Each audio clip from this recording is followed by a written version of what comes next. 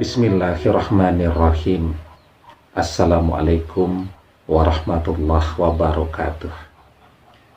Bapak-bapak, ibu-ibu, mas-mas, mbak-mbak, khususnya adik-adikku sekalian yang dirahmati Allah dimanapun Anda berada. Kembali di IIK Channel bersama saya, IIK Wijayanto. Kali ini kita akan membahas tema dua tanda mantan sedang rapuh dan sangat membutuhkan kamu di sisinya.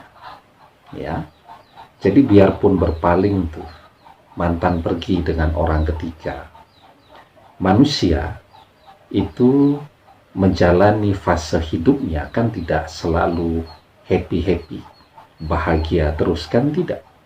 Meski dia bersama orang pilihannya yang sangat dia cintai. Fase hidup yang sangat manusiawi, seperti roda pedati atau seperti ban mobil, ya, berputar.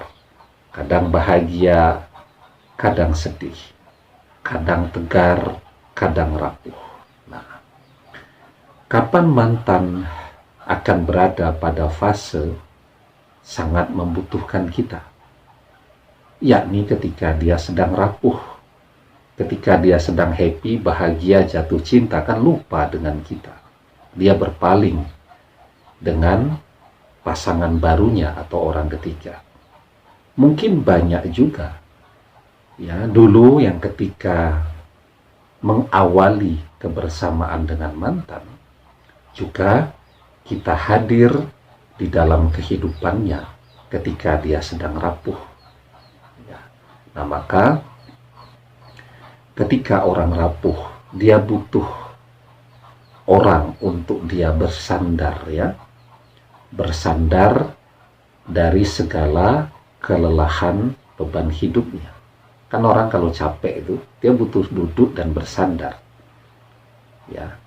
Jiwa manusia juga begitu. Ketika merasa lelah, ketika merasa capek, dia butuh seseorang untuk bersandar. Dan orang yang akan dia pilih tentu adalah orang yang dia yakini betul-betul bisa memahami dia. Siapa itu? Ya tentu kita, orang yang pernah bersama-sama mendengarkan curhatnya setiap hari, keluh kesahnya dalam waktu yang lama. Nah, jadi ada dua tanda ketika mantan dalam keadaan yang sangat rapuh dan membutuhkan kita. Jadi kalau orang butuh, apa yang dia lakukan? Kan datang. Orang butuh duit, nggak mungkin kan nunggu di rumah. Mesti akan datang ke rumah orang yang akan dia pinjami duit. Sekurang-kurangnya kalau zaman sekarang chatting WhatsApp lah, butuh pinjam duit, kan begitu, akan menghubungi duluan. Itu jika orang membutuhkan. Nah, jadi tandanya yang pertama, nangis terus. Itu tanda yang paling mudah yang bisa dilihat. Tapi kan orang tidak memposting di stories Instagramnya kalau sedang nangis. Ya belum tentu juga. Zaman sekarang itu cara orang bermedia sosial itu kan macam-macam. Ada orang yang menampilkan momentum yang happy saja. Tapi ada juga kan orang yang pengen diketahui suasana hatinya kalau dia sedang bersedih. Maka bisa saja yang dia posting di storiesnya dia sedang nangis. Ya, atau yang paling mudah juga ya, orang yang nangis terus kan mesti terlihat pada matanya.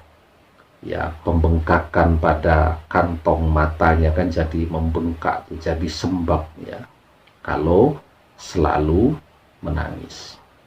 Kenapa orang selalu menangis? Ya karena sedih. Ya, orang sedih bisa karena begitu banyak faktor. Ya, kuliah tidak selesai-selesai, skripsi yang tidak kunjung di ACC oleh dosen pembimbing, ya.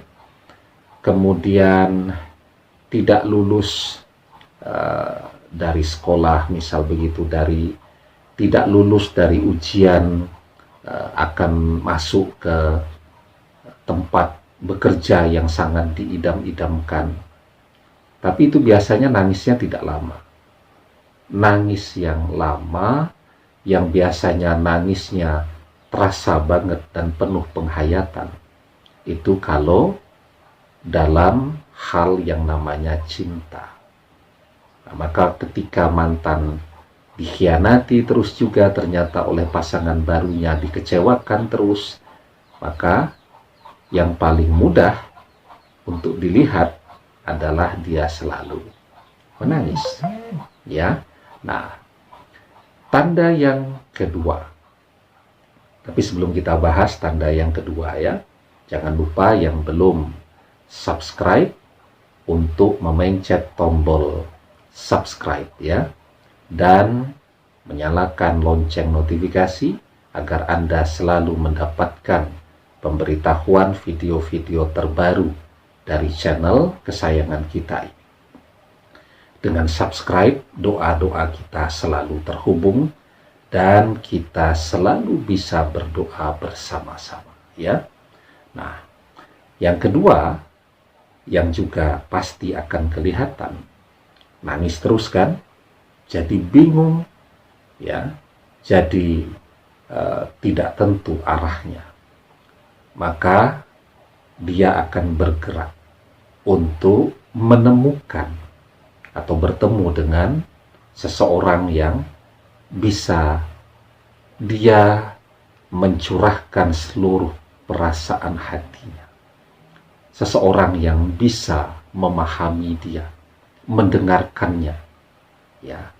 Nah, maka dia akan datang kepada seseorang yang memang dia yakini bisa menemani dia dalam masa-masa sulit itu, dalam masa-masa sedih itu, yakni orang yang memang sudah punya pengalaman menemaninya dalam masa-masa susah ya.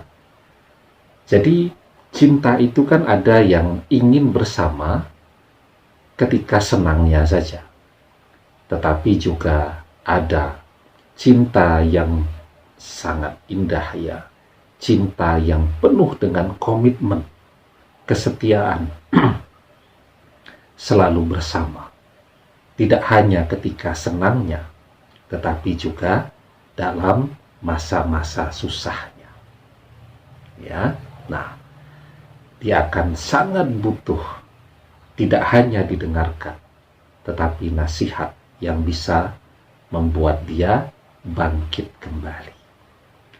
Jadi ketika mantan atau siapapun datang kepada kita ya untuk minta nasihat, berikan nasihat yang terbaik ya, dan sampaikan seluruh pengetahuan kita, karena memberikan nasihat itu seperti membantu orang yang berjalan di tengah kegelapan malam ya, dengan lampu.